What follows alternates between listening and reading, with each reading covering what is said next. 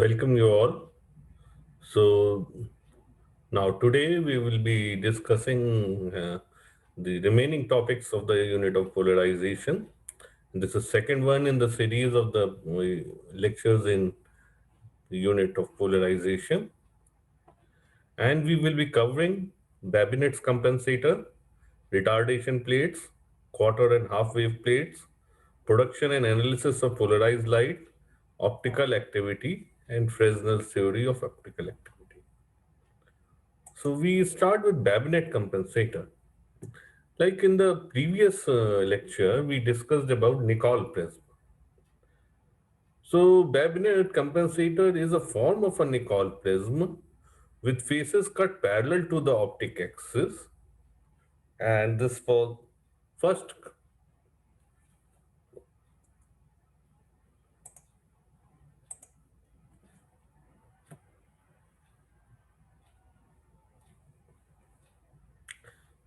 welcome. This is the second part of the series of the lectures in the unit of polarization. And obviously, this is in the paper of optics.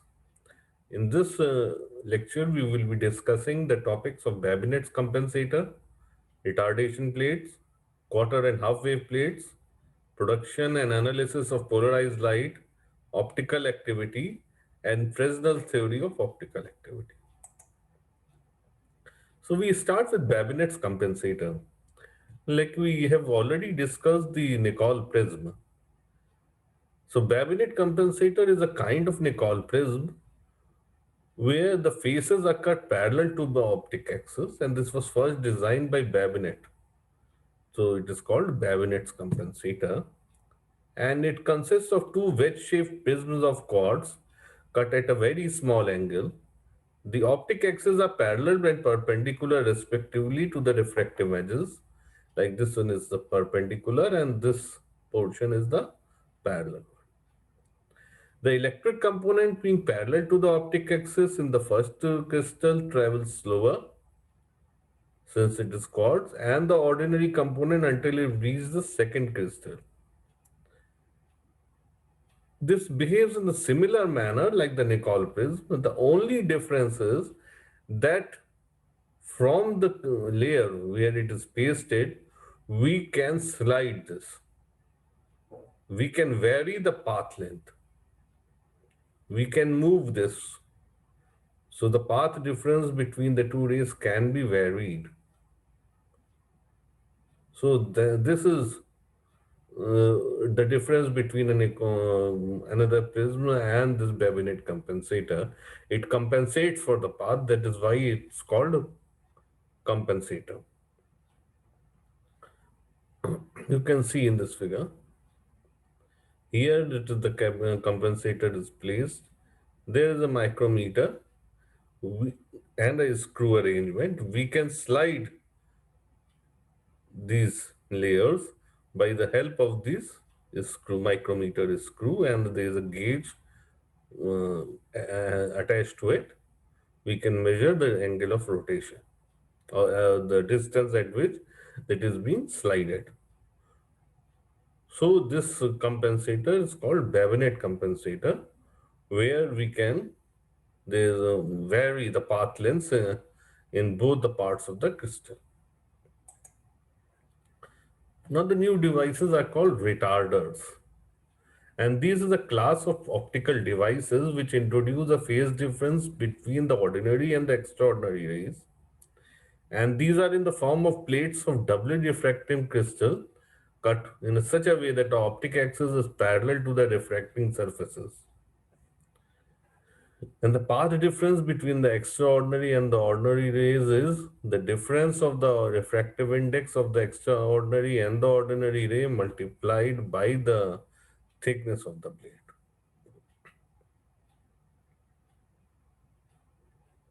So these are the retardation plates, and they are used to introduce to have a path difference between them. So we can see that this is the extraordinary ray and this is the ordinary ray. What is the difference is the this theta. Here it is cos theta, here it is the phase difference of 90 degrees.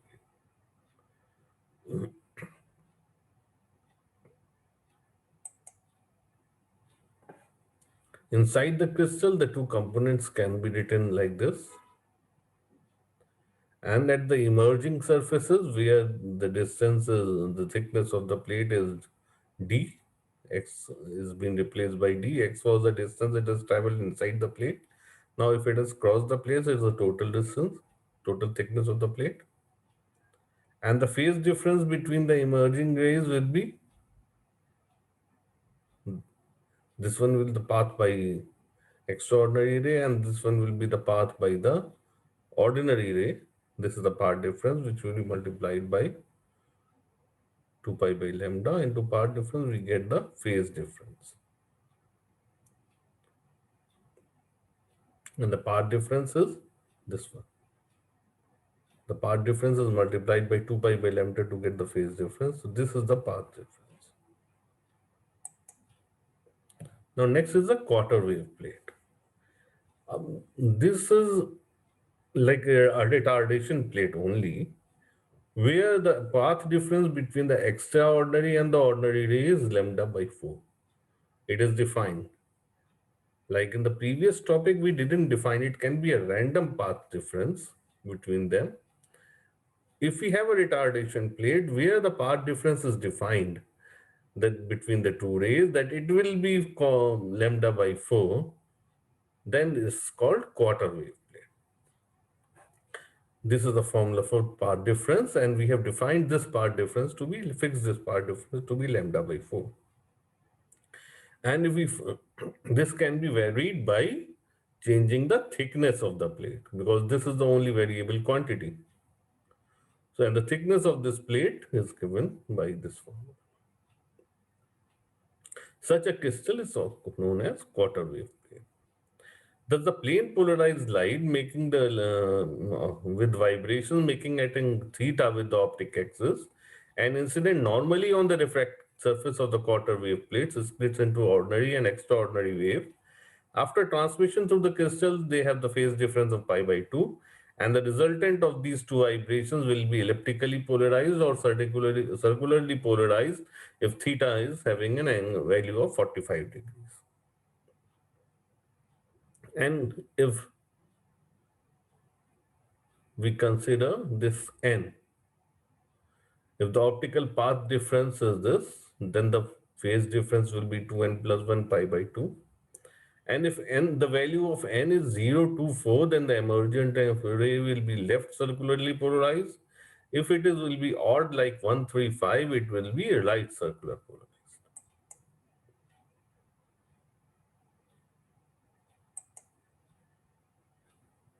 See this. This is the input. In the output, there will be light is coming from this direction. This is a circularly polarized light. This quarter wave plate introduces a phase difference of 45 degree. So what we are getting here at the polarizer, it's a polarized light, and from the polarizer then for the half wave plate, the path difference is fixed as half of the wavelength, lambda by 2. Like I said before, that the only varying quantity is the thickness of the plate. So it will depend on the thickness of the plate. So this is the formula for the thickness of the plate. The rest remains the same.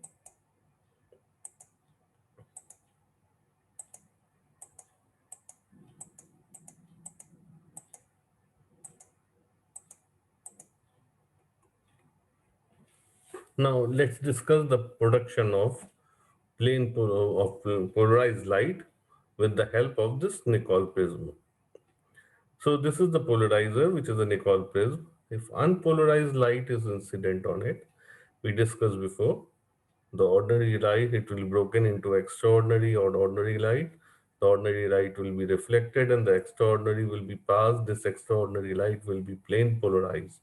In this manner, we can produce plane polarized light.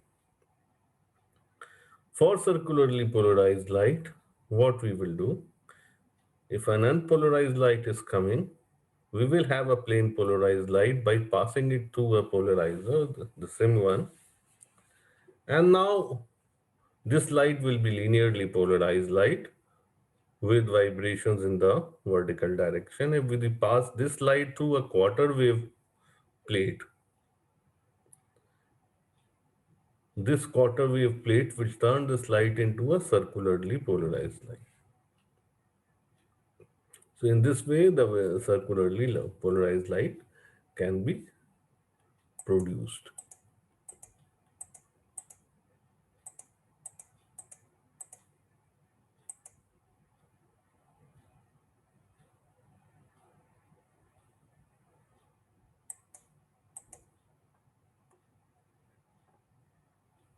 And the elliptically polarized light can also be produced in the same fashion. Now, how to analyze the polarized light, the kind of polarized light? The basic mechanism is we will take an analyzer, which is nothing but an Nicol prism only.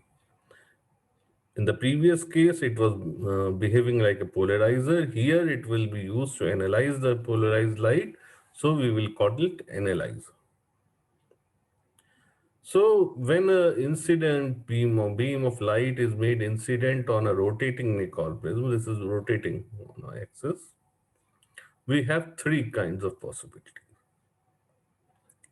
The first one is the variation in intensity is there's a variation in intensity and the minimum is zero intensity that we are getting out the output. That is, no light is coming.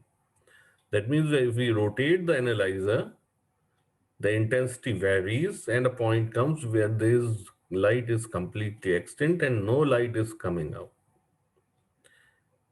The second position can be that the intensity is varying on rotation, but it never becomes zero. It varies between a minimum intensity to a maximum intensity. And the third case is there is no variation in intensity on rotation of the light. So if the rider on rotation, if the it's having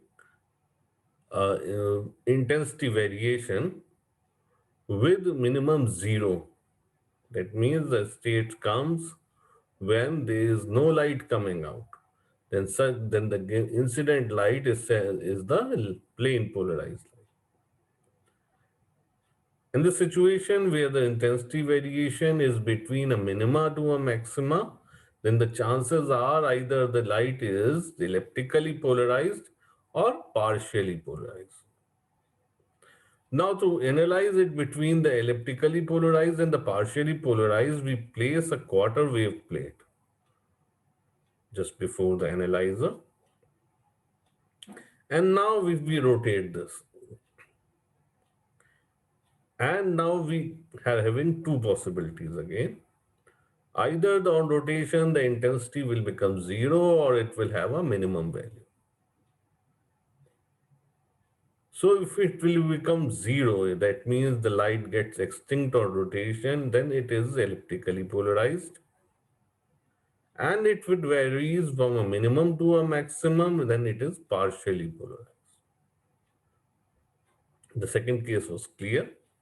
Now the third case, when there is no intensity variation on the rotation of the analyzer, then the light is either unpolarized or circularly polarized. So now again, here in this case, we will introduce a quarter wave plate. And if the intensity variation is such that it varies from zero to maximum, that means at a place it gets extinct and in another place it is maximum, then the input light is circularly polarized. And if there is no intensity variation like before, then it is unpolarized light. So in this way, we can analyze the elliptically polarized, the partially polarized, the plane polarized, circularly polarized, and the unpolarized light. So now the indices of refraction of the uniaxial crystals. So refractive index is defined as a ratio of the velocity of light in vacuum to the velocity of light in the medium in question. In the uniaxial crystals, there are two principal indices of refraction.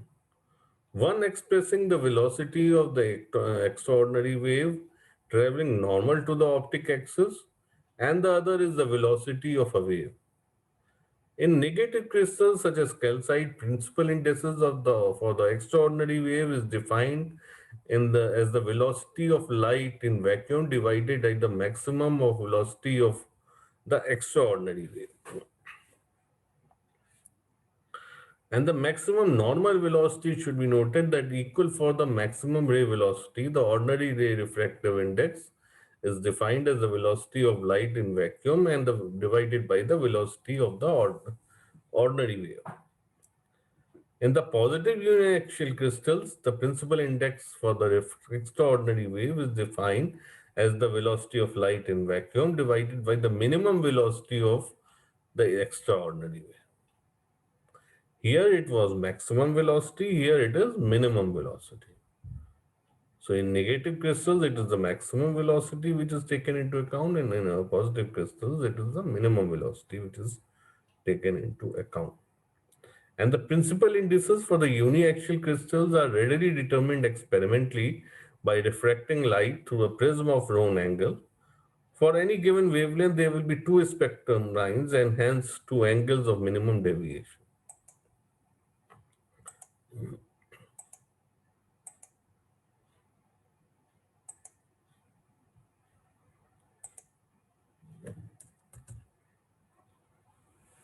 And now we have come to the phenomena of optical activity. So this is the phenomena of rotation of a plane of vibration called the rotatory polarization. And this property of the crystal is called optical activity or optical rotation. And substances which show this property are called optically active substances. You see, the light is coming. If the vibration is in vertical direction, gradually it is rotated and the output is having vibration at a different direction. So there can be two directions of the rotation, either in the right direction or in the left direction. The ones having rotation in the right direction are called dextrorotatory, and ones having in the left are called levorotatory.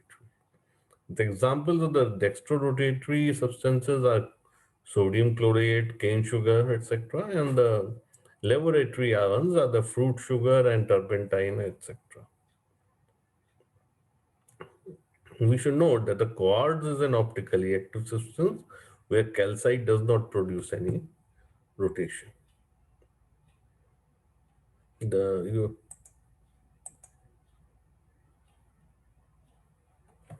just see this. The light is coming. Same polarization going unaffected. Coming from the polarizer and the analyzer is in the same direction, passing in deviated.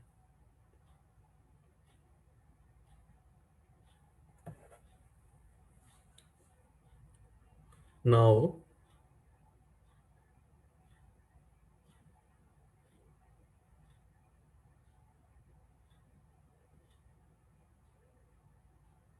just see from this direction.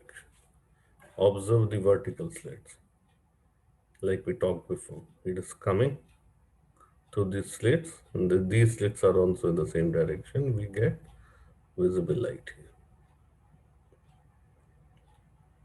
Now, what we will do, we will introduce an optically active substance. So, see, when the direction of the analyzer has been rotated by 90 degrees, the light has been stopped. The wave has been stopped. It's not coming here.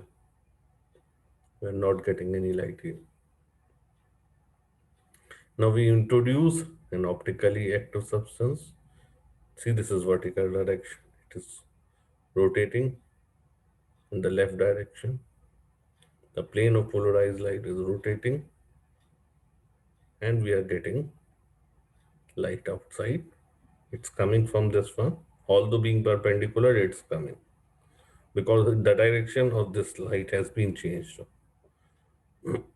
Now, if we rotate this, the light has been stopped and no light comes.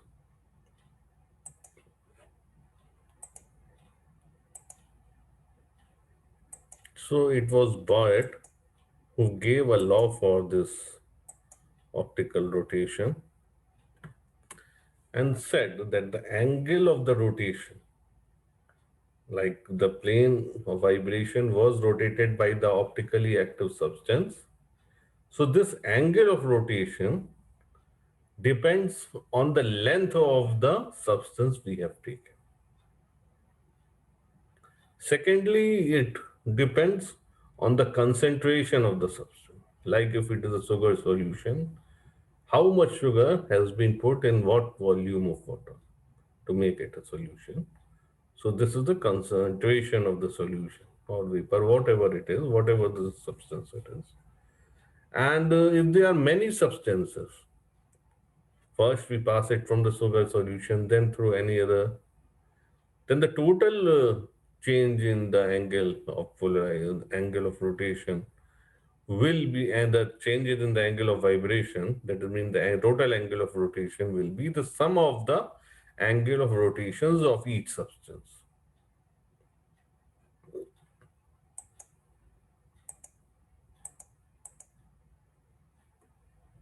For a particular substance, this is called a specific rotation. The rotation for a particular substance is called a specific rotation, and like I said, it's dependent on two factors mainly, the length of the tube and the concentration. So this specific rotation is the ratio of the angle of rotation divided by the product of the length of the tube and the concentration. This is at a fixed value of temperature and wavelength of light. It will change with the wavelength, it will change with the temperature. So it was Fresnel who gave a theory of this optical rotation. So he started with the optical rotation by an optically active substance, which is based on the fact that any plane polarized light may be considered as a resultant of two circularly polarized vibrations rotating opposite to each other with the same velocity and frequency.